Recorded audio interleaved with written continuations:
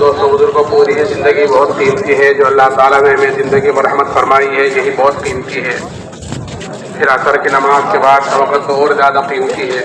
حدیث پاک کے مفہوم میں اللہ تعالیٰ فرماتا ہے کہ فجر کی نماز کے بعد، عصر کی نماز کے بعد تھوڑی دیر سے یاد کر لیا کر، میں درمیان حصے میں تیری عبادت تو زندگی قیمتی، پھر عصر کے بعد کا وقت قیمتی، پھر اللہ کے راستے میں نکل کر اس کی قیمت اور بڑھ جاتی ہے کہ اللہ کے راستے کی ایک صبح اور ایک شام دنیا اور دنیا میں جو کچھ ہے ان سب سے بہتر ہے۔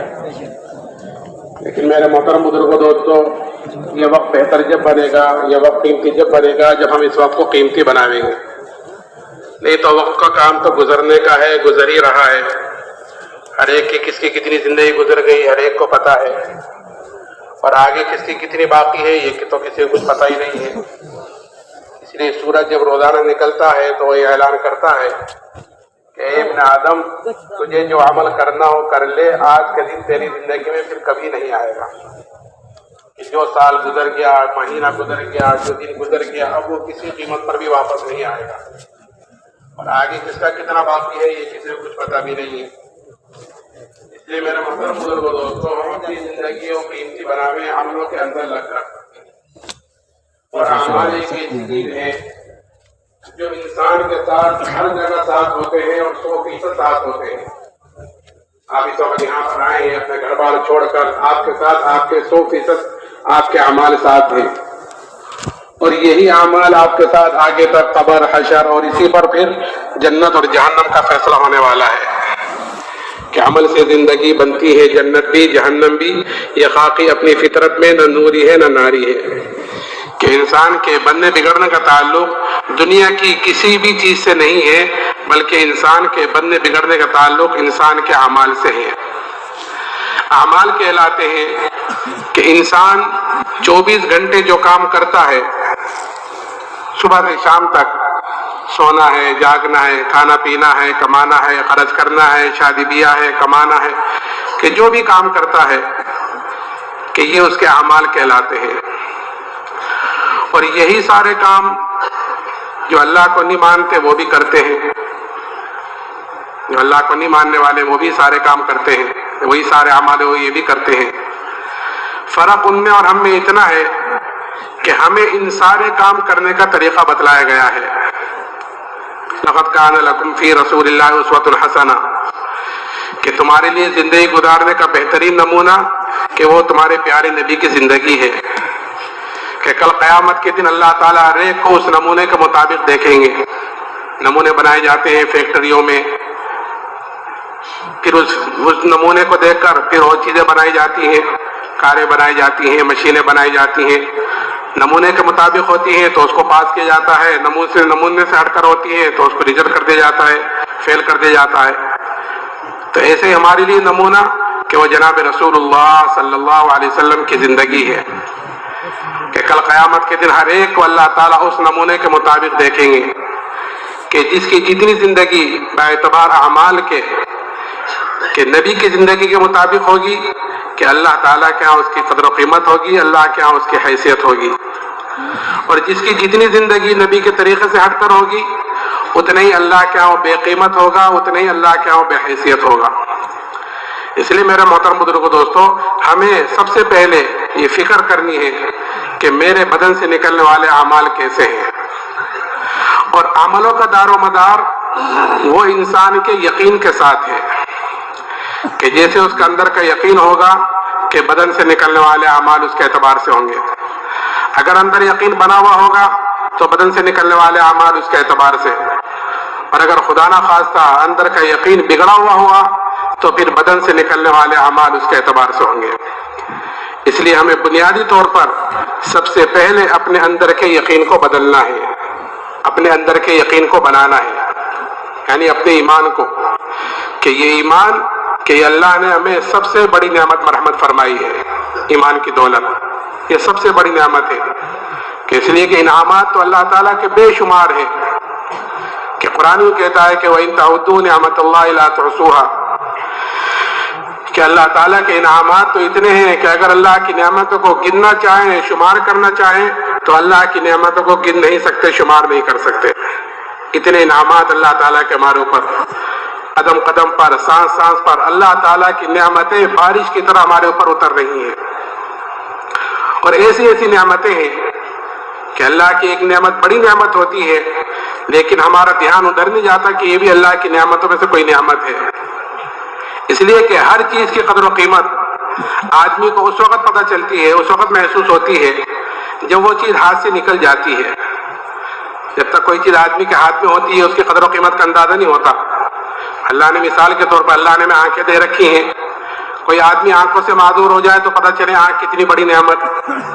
ہاتھ پیر دے رکھے ہیں، ہاتھ پیر سے معذور ہو جائے تو پتہ چلے ہاتھ پیر کتنی بڑی نعمت.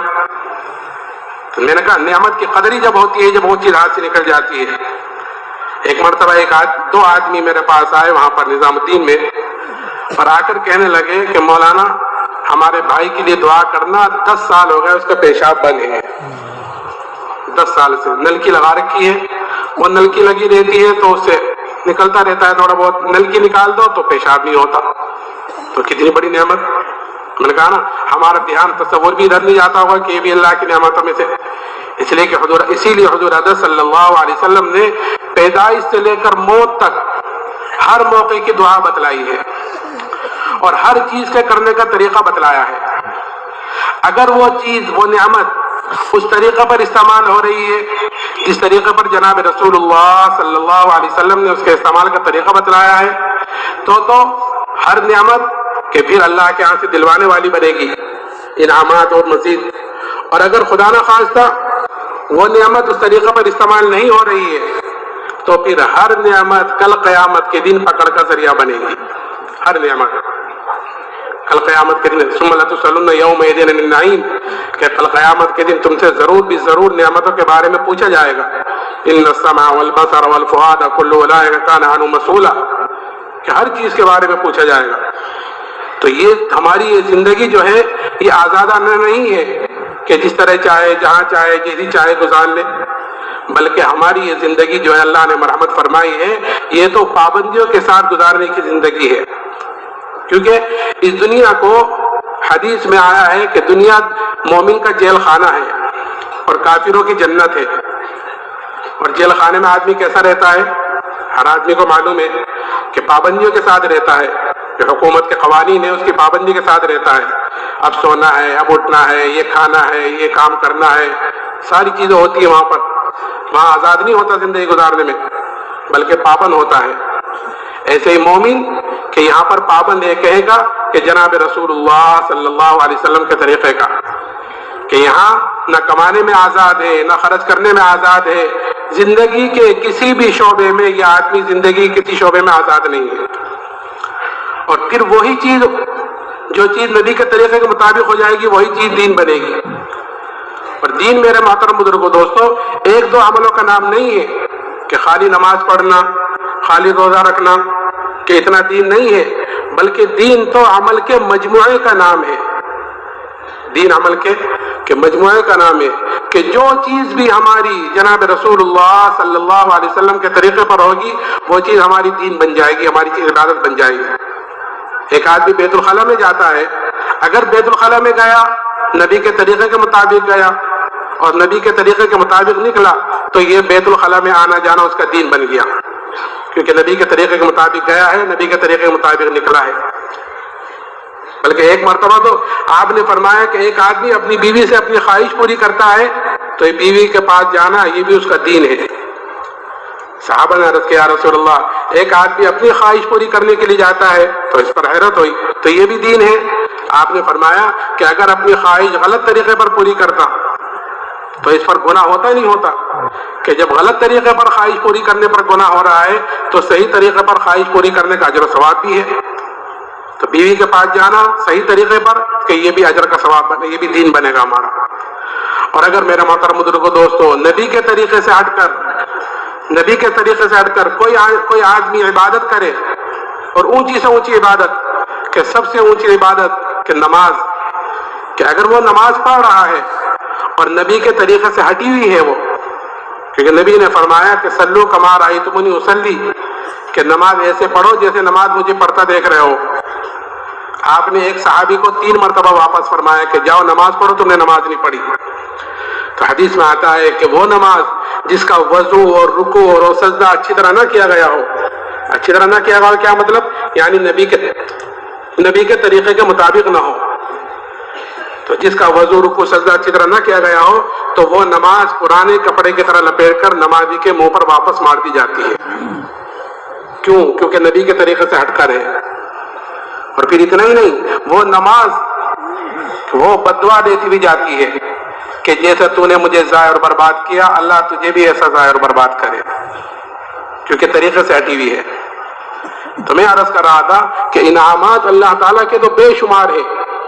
پھر ان تمام نعمتوں کے استعمال کا طریقہ آپ نے بتلایا ہے.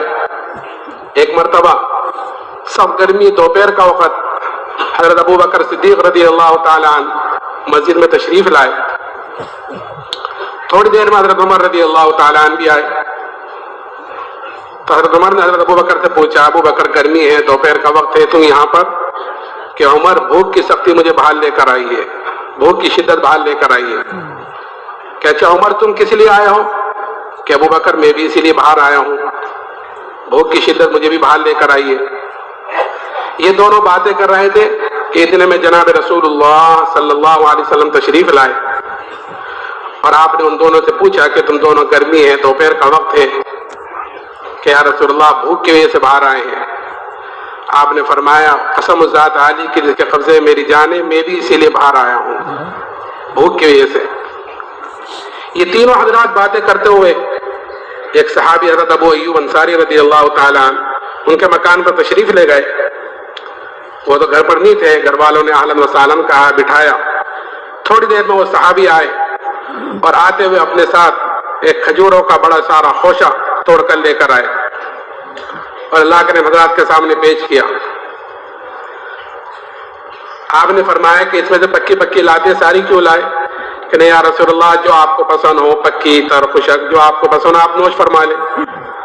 ان تینوں نے وہ کھجور نوش فرمائی. اتنے ان صحابی نے ایک بکری کے بچے کو ذبح کیا اور کچھ کو بھونا اور کچھ کو پکایا اور اللہ کا آپ کے سامنے پیش کیا. آپ نے ایک روٹی کے ٹکڑے پر ایک گوشت کا ٹکڑا رکھ کر حضرت ابو ایوب انصاری کو دیا اور یہ فرمایا کہ یہ فاطمہ کو دے کر آؤ، اس نے بھی کئی دنوں سے ایسی کوئی چیز نہیں کھائی. وہ صحابی تو لے کر چلے گئے. یہ تینوں حضرات یہ کھانا نوش فرما رہے تھے، کھا رہے تھے اور آپ کی آنکھوں سے آنسو بہہ رہے تھے، آپ رو رہے تھے. اور روتے ہوئے آپ نے فرمایا یہی وہ نعمتیں ہیں جن کے بارے میں ہم سے سوال ہوگا، پوچھا جائے گا. ہم صبح سے شام تک کتنا کھانا کھا لیتے ہیں اور کیسی کیسی الحمدللہ غذائیں کھا لیتے ہیں، ہمارا تصور بھی نہیں ہوتا کہ ان چیزوں کے بارے میں کل پوچھا جائے گا. تو جب آپ نے یہ بات فرمائی تو ان دونوں ساتھیوں کو یہ چیز بڑی شاک گزری کہ یا رسول اللہ، ایک چیز اتنی بھوک کے بعد، اتنی مشقت کے بعد، اتنی بھوک کے بعد ایک چیز میسر ہوئی ہے، اس کے بارے میں پوچھا جائے گا؟ آپ نے فرمایا کہ ہاں اس کے بارے میں بھی سوال ہوگا. پھر آپ نے اس کے استعمال کا طریقہ بتلایا، جو میں کہنا چاہ رہا ہوں مثال کے طور پر کہ آپ نے ہر چیز کے استعمال کا طریقہ بتلایا. پھر آپ نے اس کے استعمال کا طریقہ بتلایا کہ جب شروع کرو تو بسم اللہ پڑھ کر شروع کرو، اور جب کھا چکو تو الحمدللہ الذی هو اشبعنا وانعم علینا وافضل پڑھ لو گے تو پھر اس نعمت کی پکڑ سے بچ جاؤ گے. تو میں عرض کر رہا تھا کہ انعامات تو اللہ تعالیٰ کے بے شمار ہیں، اور نعمت کی قدر اسی لیے حدیث میں آتا ہے کہ 5 چیزوں کی قدر کر لو 5 چیزوں سے پہلے. اور اگر ہم غور کریں تو ان 5 چیزوں میں پوری زندگی کا مجموعہ آ گیا. ان 5 چیزوں میں کہ پہلی چیز کہ جوانی کی قدر کرو بڑھاپے سے پہلے، کہ اللہ نے جوانی دی ہے کہ اس کی قدر کہ بڑھاپے سے پہلے، کہ ایک مرتبہ جوانی چلے گئی اب وہ کسی قیمت پر واپس نہیں آنے والی ہے. اور جوانی کی عبادت اللہ کا مقبول ہے. وہ 7 آدمی جو عرش کے سائے کے نیچے ہوں گے ان میں ایک وہ جوان بھی ہوگا جو جوانی میں اللہ کی عبادت کرتا ہوگا. کیوں؟ اس لیے کہ جوانی میں اعضاء بھی قوی ہوتے ہیں، آدمی کے اندر خواہشوں کا بھی زور ہوتا ہے کہ ان خواہشوں کو قربان کر آدمی اپنی جوانی اللہ کی عبادت میں، اس کے دین کو پھیلانے میں لگاتا ہے، تو پھر ایسی جوانی کے بعد اللہ کیا مقبول ہے. تو جوانی کی قدر فرمایا کہ بڑھاپے سے پہلے، اور مالداری کی قدر کرو تنگ دستی سے پہلے، اور فرمایا کہ خالی اوقات کی قدر کرو مشغولی سے پہلے. خالی اوقات کی قدر کیا ہے؟ کہ مثال کے طور پر اس لیے کہ ماشاءاللہ بہت سارے حضرات اس میں سے اس اجتماع سے جماعت میں بھی نکلیں گے. ماشاءاللہ آپ کے یہاں تو سال سال کی 7 مہینے کی جماعتیں ہوتی ہیں. تو ایک حدیث پاک کا مفہوم ہے کہ جو آدمی 40 دن اخلاص کے ساتھ ایسی طرح نماز پڑھے کہ اس کی تکبیر اولیٰ فوت نہ ہو، اس طرح نماز پڑھے، تو اللہ کی طرف سے اس کو 2 بڑے پروانے ملتے ہیں. ایک پروانہ جہنم سے چھٹکارے کا اور دوسرا نفاق سے بری ہونے کا. یہ اس شخص کو ہے جو 40 دن اخلاص کے ساتھ ایسی طرح نماز پڑھے کہ جب امام نے تکبیر کہی تو اس وقت یہ بھی نماز میں شامل ہو جائے. تو اس حدیث پر عمل کرنے کا اللہ کے راستے میں نکل کر بہترین وقت ہوتا ہے کہ نہ گھر ہے، نہ کاروبار ہے، نہ دوست احباب ہے، نہ کسی کی خوشی میں جانا، نہ کسی غمی میں جانا، کوئی کام نہیں، ہر وقت مسجد ہی میں رہنا ہے. آدمی گشت کے لیے نکل گیا، ملاقاتوں کے لیے نکل گیا، پھر آ گیا، کھانا پینا سونا جاگنا سب کا سب مسجد میں ہی ہے. کہ اس حدیث پر عمل کرنے کا خالی اوقات کی قدر بتلا رہا ہوں میں کہ ہم نے وقت کو فارغ کیا ہے، خالی کیا ہے مسجد کے لیے چلے 4 مہینے کے لیے کہ کوئی دوسرا کام ہے ہی نہیں. تو اس حدیث پر عمل کرنے کا یہ بہترین وقت ہوتا ہے اللہ کے راستے میں نکلنے کا کہ کوئی مشقت ہی نہیں، ہر وقت مسجد ہی میں رہنا ہے. اور اگر خدا نخواستہ یہاں اس پر عمل نہ ہو سکا تو گھر جا کر اس حدیث پر عمل کرنا مشکل ہو جائے گا. کیونکہ سینکڑوں جھمیلے ساتھ لگے ہوئے ہیں، گھر والوں کے، دوست احباب کے، کسی کی خوشی میں چلا گیا، کسی کی غمی میں چلا گئے کہ 38 دن 39 دن تک پڑھتے رہے کہ ایک دن ایک رکعت نکل گئی کہ اس فضیلت سے تو محروم ہو گیا. باقی ثواب مل جائے گا، اپنی جگہ ہے. تو میں نے کہا کہ خالی اوقات کی قدر کہ مشغولی سے پہلے اور یہ فرمایا کہ صحت کی قدر کرو بیماریوں سے پہلے. آدمی اپنی صحت کی طرف سے بھی غفلت میں پڑا ہوا ہے وہ کہ ٹھیک ہے ابھی تو ہے، ٹھیک ہے کر لیں گے، سوچ لیں گے، کہ نہیں، صحت کی طرف سے غفلت میں ہے. حالانکہ حضرت علی رضی اللہ تعالیٰ عنہ فرماتے تھے کہ 2 چیزوں میں تاخیر نہیں ہوتی، وہ اچانک آ جاتی ہے. اللہ حفاظت فرمائے، وہ اچانک آتی ہے. ایک تو فقیری کہ اچھا کاروبار چل رہا تھا، اچھے خاصے تھے کہ حالات آئے کاروبار پر کہ اوپر سے ایک دم نیچے آتے چلے گئے. حالات ہے، کاروباری حالات آ جاتے ہیں کہ اچھا خاصا تھا پھر نیچے آ گئے. اور ایک بیماری کہ اچھا خاصا صحت تھے کہ ایک دم بیٹھے فالج کا اثر ہو گیا، اچھا خاصے تھے کہ کوئی اور بات ہو گئی. اس لیے ہر وقت اللہ سے ایمان کے بعد جو مانگنی چاہیے وہ عافیت مانگنی چاہیے. ہر وقت عافیت مانگے صبح شام. حضور حضرت صلی اللہ علیہ وسلم نے دعائیں بتلائی ہیں ہر نماز کے بعد کی کہ صبح کی نماز الحمدللہ عافانی کیا نہیں کیا ہے وہ دعا، اللہم انی اسألک العفو والعافیہ فی الدنیا والآخرہ، اور اللہم عافینی فی بدنی، اللہم عافینی فی سمعی، اللہم عافینی فی بصری، لا الہ الا انت. یعنی حضور حضرت صلی اللہ علیہ وسلم نے ہر موقع کی دعا بتلائی ہے. تو ہر وقت اللہ سے عافیت مانگنی چاہیے کہ بیماری بھی اچانک آ جاتی ہے. اور یہ فرمایا کہ زندگی قدر کرو موت سے پہلے کہ جو قبروں میں چلے گئے اب وہ ایک مرتبہ بھی سبحان اللہ کہنے سے قاصر ہے کہ چلے گئے ہمیشہ کے لیے ختم زندگی. تو میں نے عرض کر رہا تھا کہ انعامات اللہ تعالیٰ کے بے شمار ہیں، لیکن ان تمام نعمتوں میں جو سب سے بڑی دولت اور سب سے بڑی نعمت اللہ نے مجھے اور آپ کو مرحمت فرمائی ہے وہ ایمان کی دولت ہے. اس سے بڑی کوئی نعمت نہیں ہے. اس لیے کہ آدمی خدا نہ خواستہ اگر اس دنیا سے ایمان کے بغیر چلا گیا تو پھر کل قیامت کے دن اپنی جان کے فدیے میں دنیا کا سارا سونا چاندی بھی دے دے تب بھی کل قیامت کے دن اللہ کے عذاب سے نہیں بچ سکتا. اللہ نے مجھے اور آپ کو یہ اتنی بڑی نعمت بغیر محنت کے، بغیر مجاہدے کے اور بغیر مانگے عطا فرمائی ہے. اور آج ہمارے اندر سے اس ایمان کی قدر و قیمت نکل گئی ہے. اور نکلی بھی کیوں ہے؟ نکلی بھی اسی لیے کہ جو چیز آدمی کو بغیر محنت کے، بغیر مجاہدے کے کوئی چیز مل جاتی ہے تو آدمی کے اندر اس کی قدر و قیمت کم ہوتی ہے. بنسبت اس کے جو چیز آدمی محنت کر کر حاصل کرتا ہے، کہ جس چیز پر آدمی کا جان مال وقت لگتا ہے، جس چیز کے لیے آدمی قربانی دیتا ہے کہ اس کی قدر و قیمت زیادہ ہوتی ہے. اور جو چیز آدمی کو ویسے ہی مل جاتی ہے کہ اس کی قدر و قیمت کم ہوتی ہے. کہ ایمان کیونکہ ہمیں بغیر محنت کے، بغیر مجاہدے کے، کہ خاندان مسلمان تھا، دادا پردادا مسلمان تھے، ہم مسلمان گھر میں پیدا ہو گئے، الحمدللہ ہم بھی مسلمان، اس لیے ہمارے اندر مسلمانوں کے اندر اس ایمان کی قدر و قیمت کم ہے. اس لیے جناب رسول اللہ صلی اللہ علیہ وسلم نے اللہ کے ہاں ایمان کی اور ایمان والے کی کیا حیثیت ہے، کیا قدر و قیمت ہے، وہ بتلائی ہے. اور وہ اس لیے بتلائی ہے تاکہ ہم جہاں ہوں، جس حالت میں ہوں، کہ اپنے ایمان کی طرف سے فکر مند بھی ہوں اور اپنے ایمان کی فکر بھی کرتے رہے، قدر بھی کریں اپنے ایمان کی ہر وقت.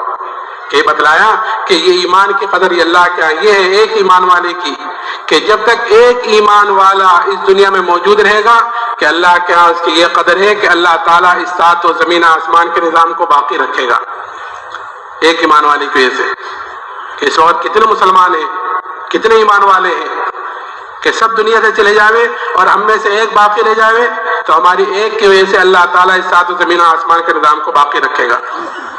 اب اگر کوئی نہیں رہا دنیا میں مسلمان تو چاہے دنیا انسانوں سے بھری ہوئی ہو، اللہ کو اس دنیا کی کوئی ضرورت نہیں، اللہ اس کو ختم کرے گا. کہ اس کا وجود ہی کہ ایمان والے کی وجہ سے یہ قدر ہے اور قیمت، کہ اگر رائے کے دانے کے برابر ایمان کو بچا کر لے گئے تو اللہ تعالیٰ اس دنیا سے 10 گنی بڑی جنت مرحمت فرمائے گا. اب جس کا ایمان جتنا اونچا ہوگا، جس کا ایمان جتنا اعلیٰ ہوگا، کہ کل قیامت کے دن اس کی اتنی بڑی جنت ہوگی. یہ اللہ نے ہمیں یہ دعوت و تبلیغ والا جو کام دیا ہے، یہ آسان سا، یہ اپنے ایمان کو بنانے کی بہترین چیز ہے، بہترین محنت ہے.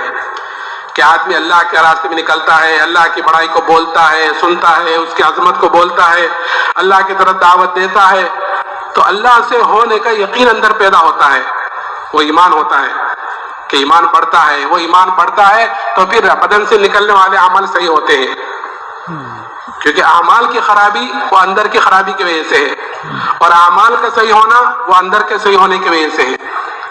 صحابہ اسی لیے کہتے ہیں کہ تعلمنا الایمان ثم تعلمنا القرآن، کہ پہلے ہم نے ایمان سیکھا ہے، ایمان بنایا ہے، ثم تعلمنا القرآن، پھر ہم نے قرآن سیکھا ہے. قرآن یعنی شریعت، دین، کہ جب ایمان بن گیا، جب یقین بن گیا تو پھر دین پر چلنا آسان ہو گیا. پھر دین پر چلنے میں کوئی رکاوٹ آئی تو اس رکاوٹ کو ختم برداشت کرنے بھی آسان ہوا. رکاوٹیں آتی ہیں دین پر چلنے سے، دین پر چلنے پر، کہ دین پر چلتے چلتے ایک طرف زندگی میں چلتے چلتے ایک طرف حکم آتا ہے اور ایک طرف خواہش آتی ہے. اگر یقین بنا ہوا ہوگا تو آدمی حکم کو پورا کرے گا اور خواہش کو قربان کر دے گا، اور اگر یقین بنا ہوا نہ ہوا تو پھر آدمی حکم کو قربان کرے گا اور خواہش کو پوری کرے گا. ایک مرتبہ صحابہ کے کسی ایک گھر میں شراب کا دور چل رہا تھا، شراب پی جا رہی تھی. اس وقت شراب حلال تھی، اس کی حرمت سے پہلے شراب پی جا رہی تھی. تو ایک صحابی نے باہر سے زور سے کہا کہ شراب حرام کر دی گئی ہے، اب یہ حکم آیا کہ شراب حرام ہو گئی ہے. اب خواہش، کیونکہ ہر نشے والی چیز بڑی مشکل سے چھوڑتی ہے، ہر نشے والی چیز، کہ شراب حرام کر دی گئی ہے. تو یہ کہتے ہیں کہ جتنی شراب مٹکوں میں بھری ہوئی تھی سارے کے سارے مٹکے اٹھا کر پھوڑ دیے، کہ جس کے ہاتھ میں تھی اس کے منہ تک نہیں پہنچی، جس کے منہ تک تھی حلق سے نیچے نہیں اتری، کہ حکم آ گیا. کہ بنا ہوا تھا تو حکم کو پورا کیا اور خواہش کو قربان کر دیا. تو میں نے عرض کر رہا تھا کہ آج ہمارے اندر سے اس ایمان کی قدر و قیمت کا ختم ہو گئی. تو یہ حضور حضرت صلی اللہ علیہ وسلم نے ایمان کی قدر و قیمت بتلائی، اور صحابہ کے اندر یہ ایمان کی قدر و قیمت اتاری، اور صحابہ کے اندر یہ ایمان کی قدر و قیمت ایسی اتری کہ پھر صحابہ نے اس ایمان کے لیے ہر تکلیف کو، ہر مشقت کو کہ برداشت کیا ہے، ہر تکلیف کو. ہم تعلیم کے حلقوں کے ذریعے سے ان قصوں کو سنتے رہتے ہیں، لیکن میرے محترم بزرگو دوستو، یہ سننا سنانا خالی سننے سنانے کے لیے نہیں ہے کہ چلے 4 مہینے میں نکلے ہیں تو تعلیم میں تو بیٹھنا ہی پڑے گا، اس کو تو سننا ہی پڑے گا، بلکہ یہ اس لیے ہے تاکہ ہم ان قصوں سے اثر لینے والے بنے اور اثر لے کر ان کے مطابق اپنی زندگی کو ڈھالنے والے بنے. اس لیے کہ آدمی کو جو کچھ ملتا ہے وہ عمل پر ملتا ہے، سننا سنانا تو عمل پر لانے کے لیے. وذکر فإن الذکریٰ تنفع المؤمنین، آپ کو فرمایا گیا ہے کہ آپ ایمان والوں کو نصیحت کرتے رہیے. کیوں؟ کیونکہ نصیحت کرنے ایمان والوں کو نفع دیتا ہے، کہ بات اندر اترتی ہے تو پھر عمل کی توفیق ہوتی ہے. آدمی کو نفع نقصان کا پتہ چلتا ہے تو آدمی اس سے بچتا ہے اور اس سے کرتا ہے. نفع نقصانی کا پتہ نہ ہو تو پھر نہ اس کا کرنے کا شوق پیدا ہوتا ہے، نہ اس سے بچنے کی فکر ہوتی ہے. تو تعلیم کے حلقوں میں اسی لیے بٹھایا جاتا ہے تاکہ ہم ان صحابہ کو قصوں سے اثر لینے والے بنے اور اثر لے کر ان کے مطابق اپنی زندگی کو ڈھالنے والے بنے کہ اس کی نیت اور ارادہ کریں.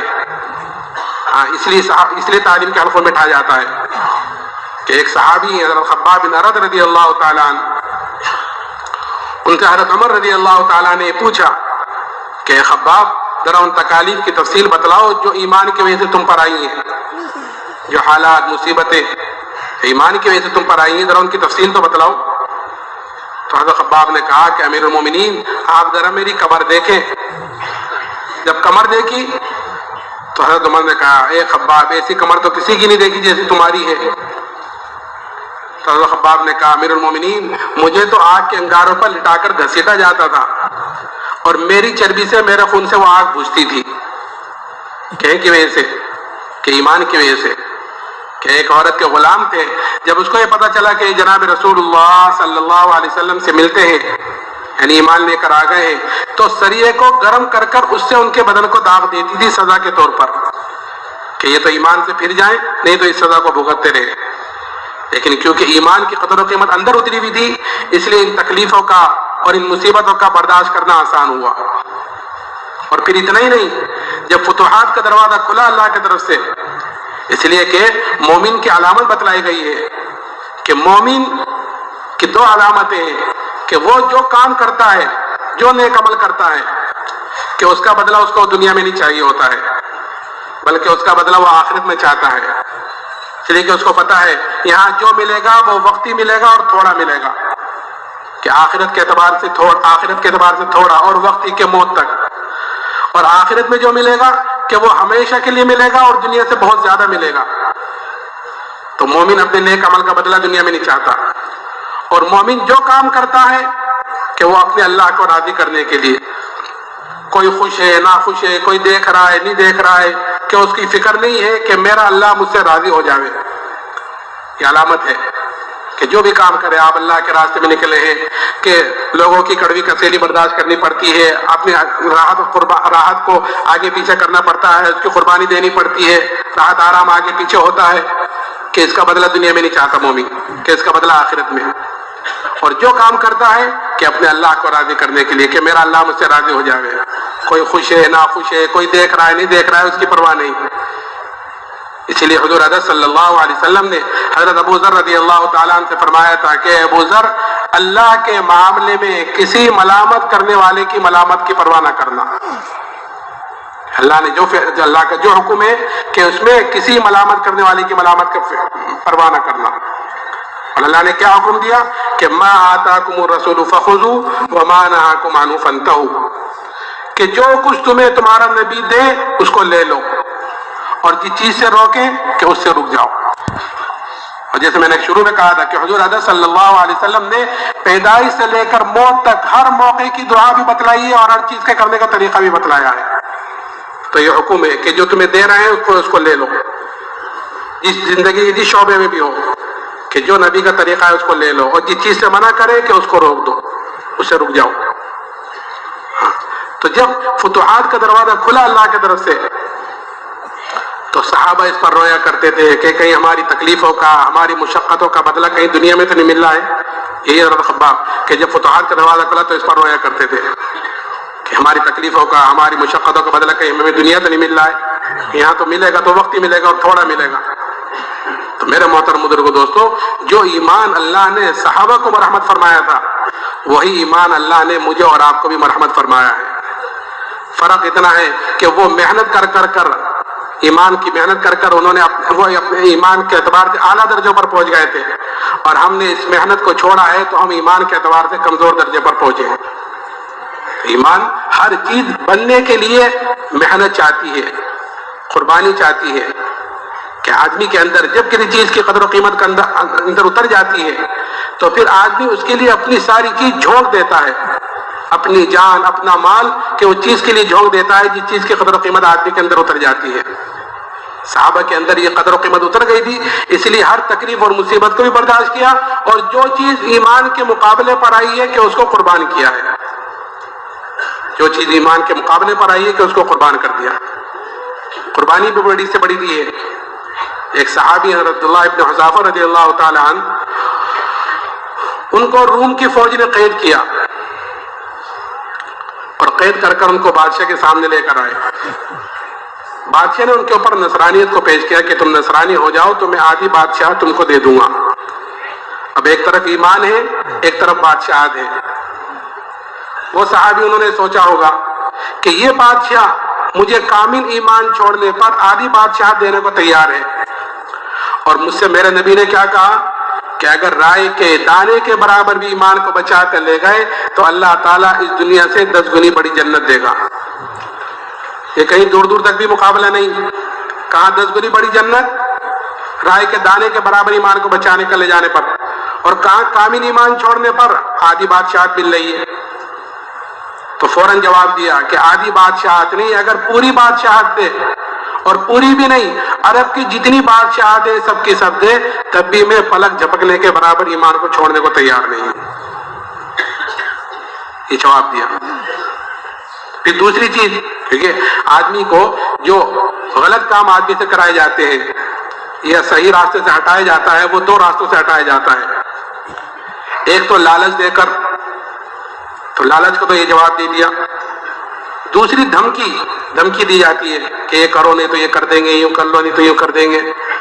دوسری دھمکی دی۔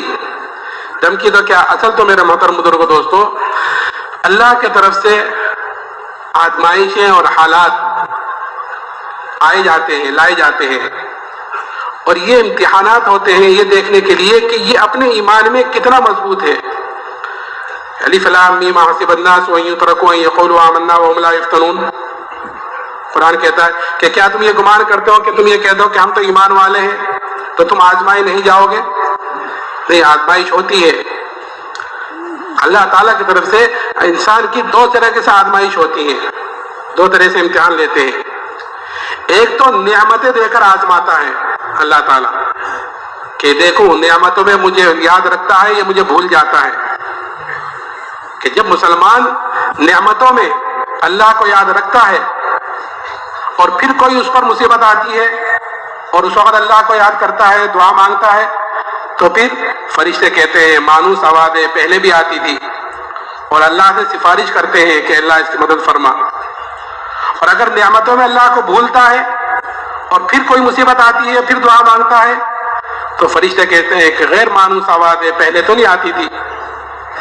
تو ایک تو نعمتیں دے کر آزماتے ہیں، اور دوسرے حالات دے کر آزماتے ہیں کہ دیکھو یہ حالات میں میرے طرف آتا ہے یا میرے غیر کی طرف جاتا ہے۔ مصیبتیں آتی ہیں یہ دیکھنے کے لیے کہ میرے طرف آتا ہے یا میرے غیر کی طرف جاتا ہے۔ تو جو ایمان والا ہوتا ہے کہ وہ حالات کا مقابلہ حالات سے نہیں کرتا، بلکہ حالات کا مقابلہ اعمال سے اور توبہ استغفار سے کرتا ہے۔ جو دوسرے ہوتے ہیں وہ حالات کا مقابلہ حالات سے کرتے ہیں، یہ کمزور ایمان والے بھی ایسے ہوتے ہیں، وہ حالات کا مقابلہ، کہ جب حالات کا مقابلہ حالات سے کریں گے تو حالات بجائے ختم ہونے کے اور بڑھتے چلے جاتے ہیں، اور بڑھتے اس درجے تک پہنچ جاتے ہیں کہ پھر ایسے آدمی آخر میں خودکشی کر لیتے ہیں۔ یہ واقعات ہوتے رہتے ہیں، پریشان ہو گئے کاروباری اعتبار سے یا دوسری اعتبار سے، گھریلو اعتبار سے، بیماری کے اعتبار سے، کہ پریشان ہو گئے پھر آدمی خودکشی کر لیتا ہے پریشان ہو کر۔ اللہ حفاظت فرمائے، یہ ایک اور عذاب ہے۔ تو 2 طریقے سے یہ آزمائش ہوتی ہے۔ تو ایمان والا حالات کا مقابلہ حالات سے نہیں کرتا، بلکہ حالات کا مقابلہ کہ اعمال سے اور توبہ استغفار سے کرتا ہے۔ ایک مرتبہ حضرت عمر رضی اللہ تعالیٰ عنہ کے زمانے میں قحط سالی ہوئی، قحط پڑا، اور ایسا قحط پڑا کہ جانور تک ہلاک ہونے شروع ہو گئے۔ حضرت عمر رضی اللہ تعالیٰ عنہ نے شام سے اور مصر سے غلے منگائے، غلے آئے، آ کر ختم ہو گئے، لیکن قحط سالی ختم نہیں ہوئی۔ ایک صحابی نے ایک بکری ذبح کی تو اس کے اندر سے نہ خون نکلا نہ گوشت نکلا، خالی ہڈی نکلی، اتنا قحط پڑا۔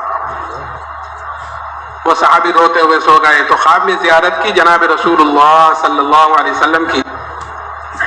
آپ نے فرمایا کہ عمر سے میرا سلام کہنا اور یہ کہنا کہ تو بڑا عقل مند تھا۔ یہ ایمان کی فرازت عطا فرمائی تھی اللہ نے۔ تو یہ کیا ہوا؟ یہ صحابی اٹھے، اٹھ کر حضرت عمر کی خدمت میں گئے اور جا کر اپنا پورا قصہ سنایا۔ خواب کا تذکرہ کیا. حضرت عمر نے فوراً مشورے والوں کو جمع کیا. مشورے میں بڑی خیر ہوتی ہے کہ آدمی کا کوئی بھی کام ہو، دین کا ہو یا دنیا کا ہو، کہ جو مشورے سے کام کرتا ہے وہ نادم اور نامراد نہیں ہوتا. اللہ تعالیٰ اس کے لیے خیر کا راستہ نکالتے ہیں، صحیح رہبری کرتے ہیں. اس لیے اپنے آپ کو مشورے والوں سے بھی جوڑنا ہے اور اپنے ہر کام کو مشورے سے کرنا ہے.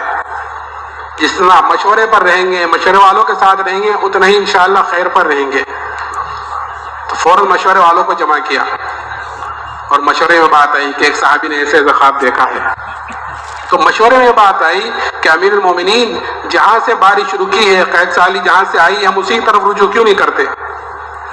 ہم شام سے اور مصر سے کہ غلے منگا رہے ہیں، لیکن قحط سالی تو اللہ کی طرف سے آئی ہے، بارش تو اللہ کی طرف سے رکی ہوئی ہے، تو ہم اسی کی طرف رجوع کیوں نہیں کرتے؟ کہاں کہ یہ چوک ہو رہی ہے. فوراً مدینے سے باہر گئے اور ابھی توبہ استغفاری کر رہے تھے کہ اسی وقت بارش شروع ہو گئی. کہ جب تک حالات کا مقابلہ حالات سے چل رہا تھا کہ وہ حالات بجائے کم ہونے کے اور بڑھتے چلے جا رہے تھے، اور جب حالات کا مقابلہ کہ توبہ استغفار سے کیا، اللہ کی طرف رجوع کرنے سے کیا، تو اللہ تعالیٰ نے حالات کو پلٹ دیا. اس لیے کہ حالات کا تعلق دنیا کی کسی چیز سے نہیں ہے، کسی بھی چیز سے حالات کا تعلق نہیں ہے. اس لیے آپ دیکھیں گے کہ اس وقت دنیا میں ہر چیز کے اعتبار سے اس وقت جتنی چیزیں موجود ہیں، چاہے وہ ڈاکٹری علاج سے لے لو یا کاروباری علاج سے لے لیں یا سفری اعتبار سے لے لیں، ڈاکٹری اعتبار سے لے لیں، کسی بھی اعتبار سے لے لیں، اس وقت جتنی چیزیں مہیا ہیں اور جتنی چیزیں موجود ہیں اس سے پہلے کبھی اتنی چیزیں نہیں ہوئی ہیں، ہر چیز کے اعتبار سے، سہولت کے اعتبار سے. لیکن اس وقت جتنی دنیا پریشان ہے اس سے پہلے بھی کبھی نہیں ہوئی. کیوں؟ کیونکہ حالات کا تعلق دنیا کی کسی چیز سے نہیں ہے، بلکہ حالات کا تعلق اللہ کے فیصلوں سے ہے ڈائریکٹ، اور اللہ کے فیصلوں کا تعلق انسان کے اعمال سے ہے. کہ جیسے انسان کے اعمال اوپر جاتے ہیں ویسے حالات نیچے آتے ہیں، فیصلے نیچے آتے ہیں. اگر اعمال اوپر ایسے جا رہے ہیں جو اللہ کو راضی کرنے والے ہیں، اس کو خوش کرنے والے ہیں، تو اوپر سے جو فیصلے آتے ہیں وہ بھی ایسے آتے ہیں جو انسان کو خوش کر دیتے ہیں. اور اگر اعمال اوپر ایسے جا رہے ہیں جو اللہ کو ناراض کرنے والے ہیں، تو پھر اوپر سے جو فیصلے نیچے آتے ہیں وہ بھی ایسے آتے ہیں جو انسان کو ناگوار گزرتے ہیں، جیسے سوقت ہے. تو اس لیے حالات کا تعلق دنیا کی چیز سے نہیں ہے، بلکہ حالات کا تعلق انسان کے اعمال سے ہے. اس لیے میرا محترم بزرگ دوستو، آج جو چاروں طرف سے حالات امت پر اور خاص طور سے مسلمانوں پر، اس کا واحد علاج یہی ہے کہ ہر مسلمان اللہ کی طرف توبہ استغفار کرنے والا بنے، اللہ کی طرف رجوع کرنے والا بنے. اور یہ حالات آتے ہی اسی لیے ہیں تاکہ مسلمان اللہ کی طرف رجوع کرے. وَلَنُذِيقَنَّهُم مِّنَ الْعَذَابِ الْأَدْنَىٰ دُونَ الْعَذَابِ الْأَكْبَرِ لَعَلَّهُمْ يَرْجِعُونَ. کہ ہم چھوٹے چھوٹے حالات، چھوٹی چھوٹی مصیبتیں لاتے ہیں بڑے حالات سے پہلے، بڑے عذاب سے پہلے. کیوں؟ تاکہ رجوع کرے میرے طرف، لعلہم یرجعون، میرے طرف رجوع کرنے والے بنے. اس لیے ہر انسان کی ذمہ داری ہے، ہر امتی کی، کہ ہر امتی، ہر مسلمان کہ اپنے طرف سے بھی توبہ استغفار کرے. اور کیونکہ ہر مسلمان پوری امت کا ذمہ دار ہے، اس لیے ہر پوری امت کی طرف سے توبہ استغفار کرے. کہ شیطان جو ہے یہ ساتھ لگا ہوا ہے، وہ توبہ کو ٹلاتا ہے، پہلے توبہ کو ٹلاتا ہے کہ ابھی کیا جلدی ہے، دیکھ لیں گے، کر لیں گے، اور پھر آخر میں جا کر وہ پھر مایوس کر دیتا ہے اللہ کی ذات سے. یہ چیز ہوتی ہے کہ پہلے ٹلاتا ہے پھر مایوس کر دیتا ہے. اس لیے توبہ تو جتنی جلدی ہو سکے آدمی کو توبہ کرے. پھر گناہ ہو گیا خدا نخواستہ پھر توبہ کرے. توبہ کا دروازہ تو موت تک ہر آدمی کے لیے کھلا ہوا ہے، ہر آدمی کے لیے توبہ کا دروازہ موت تک کھلا ہوا ہے. تو اللہ کی طرف رجوع کرے، توبہ استغفار کرے. تو میں عرض کر رہا تھا کہ وہ صحابی کہ ان کو دھمکی دی گئی. دوسری چیز کہ بادشاہ نے ایک دیگ منگائی، اس دیگ کے اندر پانی کھولایا. جب پانی خوب اچھی طرح کھول گیا تو بادشاہ نے قیدیوں کو بلا کر ان کے سامنے اس میں ڈلوایا اور یہ کہا کہ یہ تو تم ایمان سے پھر جاؤ، نہیں تو تمہیں بھی اس میں ڈالا جائے گا. وہ صحابی کہنے لگے تجھ سے جو ہو سکے وہ تو کر لے. بادشاہ نے حکم دیا کہ ان کو اس میں ڈال دو. جب لے جانے لگے تو وہ صحابی رونے لگے. تو بادشاہ کو اس کی اطلاع کی گئی، تو انہوں نے کہا تھا کوئی نئی بات ہو تو مجھے بتلانا. بادشاہ نے پھر ان کو بلایا اور پھر ان کے اوپر نصرانیت کو پیش کیا. وہ کہنے لگے کہ میں نے تیرے سے ایک مرتبہ کہہ دیا تھا، تجھ سے جو ہو سکے وہ کر لے. کہ اچھا پھر رو کیوں رہے تھے؟ کہ میں تو اس لیے رو رہا تھا کہ میرے بدن کے اندر ایک ہی جان ہے، وہ جان اس دیگ میں ڈالی جائے گی، ختم ہو جائے گی. میں تو اس لیے رو رہا تھا کاش میرے روئے روئے میں جان ہوتی، میرے بدن کے اندر 100 جانیں ہوتی اور وہ ساری کی ساری جانیں آج اس دیگ میں ڈالی جاتی اور وہ ساری کی ساری جانیں میں اللہ کے نام پر قربان کرتا. کہ ایک جان کا کیا قربان کرنا؟ میں تو اس لیے رو رہا تھا کہ 100 ہوتی تو آج 100 کی 100 اس میں ڈالی جاتی اور 100 کی 100 میں اللہ کے نام پر کہ قربان کرتا. تو میرے محترم بزرگو دوستو، یہ جذبہ بنتا ہے دعوت سے کہ جب آدمی اللہ کی بڑائی کو بولتا ہے، سنتا ہے، اس کی عظمت کو بولتا ہے، سنتا ہے، تو پھر اندر اللہ سے ہونے کا یقین اندر پیدا ہوتا ہے. پھر جان اور مال اللہ کے نام پر لگانے کا جذبہ بھی اندر پیدا ہوتا ہے. تو اس لیے ہمیں بنیادی طور پر سب سے پہلے اپنے اندر کے یقین کو بنانا ہے، اپنے ایمان کو بنانا ہے کہ جب ایمان بنے گا تو بدن سے نکلنے والے اعمال صحیح ہوں گے. صحابہ کرام رضی اللہ عنہ اجمعین نے پہلے اپنے ایمان کو بنایا اور پھر اپنے عمل کی طرف سے فکر مند ہوئے. صحابہ جیسے اپنے ایمان کی طرف سے فکر مند رہتے تھے، ایسے ہی اپنے اعمال کی طرف سے بھی فکر مند رہتے تھے. اس لیے کہ نجات کے لیے ایمان اور اعمال صالحہ یہ شرط ہے. ایمان کے بغیر تو کوئی عمل قابل قبول ہے ہی نہیں. ایمان ہے لیکن اعمال صالحہ نہیں ہے تو پھر کل قیامت کے دن اس کی سزا بھگتنی پڑے گی. اور اللہ غفور الرحیم ہے، وہ معاف کر دے تو پھر اسے کون پوچھنے والا ہے، وہ اگر معاف کر دے. تو اس لیے صحابہ کہ اپنے ایمان کے ساتھ ساتھ اپنے عملوں کی طرف سے بھی فکر مند رہتے تھے. اور جس طرح ایمان کے لیے قربانیاں دی ہیں، جس طرح ایمان کے لیے قربانی دی ہے، ایسے ہی عمل کے طرف سے بھی اگر عمل خراب ہوا ہے تو پھر عمل کی طرف سے بھی قربانیاں دی ہیں. کہ جس چیز کی وجہ سے عمل خراب ہوا ہے کہ وہ چیز اپنے پاس ہی رہنے دیتے تھے. حضرت کعب بن مالک رضی اللہ تعالیٰ عنہ تبوک میں پیچھے رہ گئے اللہ کے راستے میں جانے سے، کہ جب آپ کی توبہ قبول ہوئی تو پھر کہ جو چیز اپنے پاس تھی، یا رسول اللہ ان چیزوں کی وجہ سے میں پیچھے رہا ہوں کہ یہ سواریاں ہیں، اب یہ میرے پاس نہیں رہی، ان کی وجہ سے پیچھے رہا ہوں. ایک صحابی ہیں حضرت ابو طلحہ رضی اللہ تعالیٰ عنہ، وہ ایک مرتبہ اپنے باغ میں نماز پڑھ رہے تھے. گنجان باغ تھا بھرا ہوا، اس میں نماز پڑھ رہے تھے. ایک پرندہ اندر گھس گیا اور اس کو باہر نکلنے کا کہیں سے راستہ نہیں ملا. یہ صحابی نماز پڑھ رہے تھے، نماز پڑھتے پڑھتے اچانک اس پر نگاہ پڑ گئی. جب نگاہ پڑی تو اس کے ساتھ نگاہ گھومنے لگی، ادھر کو پرندہ جاوے نگاہ بھی ادھر کو چلی جاوے. تھوڑی دیر میں خیال آیا کہ میں تو نماز پڑھ رہا تھا. جب یہ خیال آیا تو یہ بھول گئے کہ کتنی رکعتیں ہوئیں، 2 ہوئیں کہ 3 ہوئیں، یہ بھول گئے. سلام پھیرا، سلام پھیر کر فوراً جناب رسول اللہ صلی اللہ علیہ وسلم خدمت میں حاضر ہوئے اور جا کر عرض کیا، یا رسول اللہ یہ پورا کا پورا باغ اللہ کے نام پر صدقہ ہے. کیوں؟ کیونکہ یہ باغی دریا بنا ہے میرے عمل کی خرابی کا.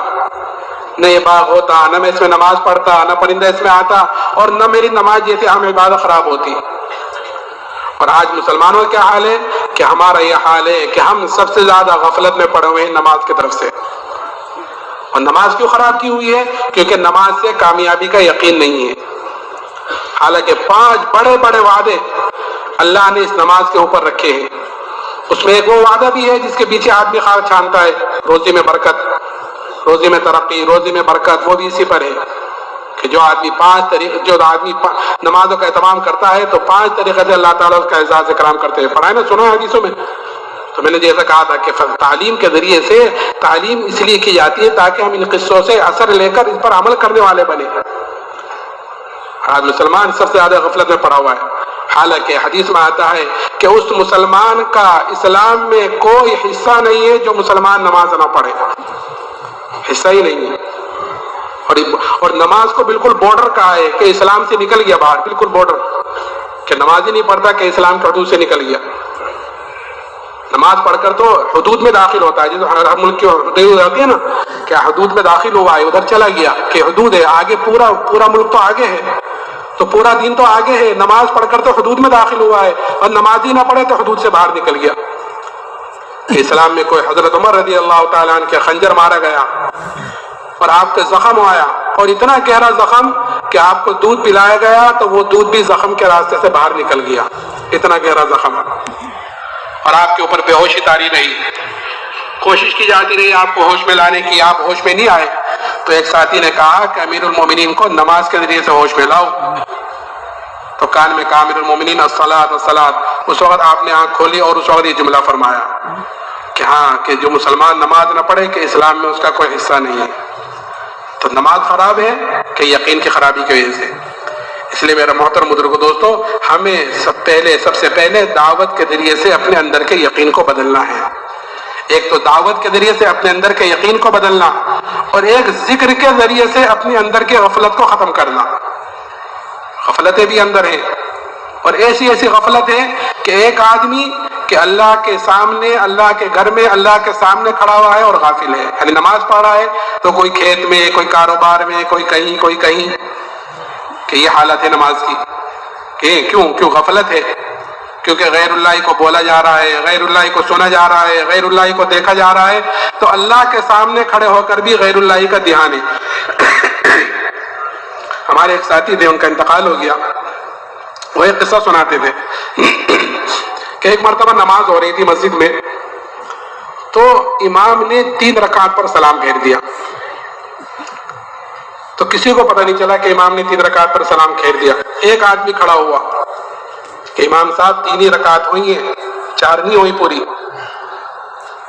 خیر امام نے 4 رکعت پڑھا دی، بعد میں سب نے اس کو کہا کہ اللہ آپ کو جزائے خیر دے، آپ کی وجہ سے، آپ کے خشوع و خضوع کی وجہ سے ہماری نماز بچ گئی ہے، آپ نے بتلا دی، نہیں تو کسی کو پتہ نہیں چلا۔ تو اس نے کہا بھائی خشوع و خضوع کیا ہوتا ہے تو مجھے پتہ نہیں ہے، باقی میری 4 دکانیں ہیں، ہر رکعت میں ایک دکان کا حساب کرتا ہوں، اب کہ میری 3 ہی دکان کا حساب ہوا تھا کہ امام نے سلام پھیر دیا، اس سے مجھے پتہ چلا کہ 3 رکعتیں ہوئی ہیں۔ یہ ہماری نمازوں کا حال، غفلت۔ اس لیے میرا محترم بزرگو دوستو، اس غفلت کو ختم کرنے کے لیے ہمارے بڑے 3 تسبیح صبح کو، 3 تسبیح شام کو دھیان سے جی لگا کر، باوضو ہو کر، قبلے کی طرف منہ کر کر، جتنا اللہ کا ذکر دھیان سے کیا جائے گا، اس لیے کہ اللہ کا ذکر اگر غفلت سے بھی کریں گے تو بھی نفع سے تو خالی ہے ہی نہیں، ثواب تو اس پر مل ہی جائے گا، لیکن غفلت اپنی جگہ باقی رہے گی۔ اور اصل ہے غفلت کا ختم کرنا، کہ جب غفلت ختم ہوگی تو آدمی اللہ کا دھیان ہوگا، تو آدمی خالی نماز میں نہیں، جہاں بھی ہوگا، بازاروں میں ہوگا، گھر والوں کے ساتھ ہوگا، دوستوں کے ساتھ ہوگا، جہاں بھی ہوگا کہ ہر وقت وہ اللہ کے دھیان کے ساتھ ہوگا، اور پھر اس میں کوشش کرے گا کہ کوئی اللہ کا حکم نہ ٹوٹے۔ بازار میں پھر رہا ہوں تو کسی غیر محرم پر نظر نہ پڑ جاوے، کسی بے جگہ نظر نہ پڑ جاوے، کہ ہر وقت اللہ کا دھیان رہے گا، تو پھر عمل کرنے کے اندر جی بھی لگے گا، عمل کے اندر مزہ بھی آئے گا، اور جو محرمات ہیں ان سے بچنا آسان ہو جائے گا۔ آج غفلت کی وجہ سے ان سے بچنا مشکل ہو رہا ہے، تو اس لیے ایک تسبیح تیسرے کلمے کی، ایک درود شریف کی، ایک استغفار کی، یہ 3 تسبیح صبح کو، 3 تسبیح شام کو دھیان سے جی لگا کر جتنا ہم پڑھیں گے اللہ کا دھیان آئے گا، اور جتنا اللہ کا دھیان آئے گا اللہ کے ہر عمل کے اندر مزہ آئے گا، جی لگے گا۔ کریں گے انشاءاللہ۔ اب تھوڑا سا وقت باقی رہ گیا، جیسے میں نے شروع میں کہا تھا کہ عصر کے بعد، نماز کے بعد کا وقت بہت قیمتی ہے۔ اب جن بھائیوں کی جیب میں تسبیح ہے وہ اپنی 3 تسبیح پوری کر لیں، اور جن بھائیوں کو کوئی عذر ہے، کوئی کام ہے، وہ اپنے مشغولی سے فارغ ہو کر جلدی واپس آ جائے گا۔ سبحان اللہ و بحمدہ، سبحانک اللہ۔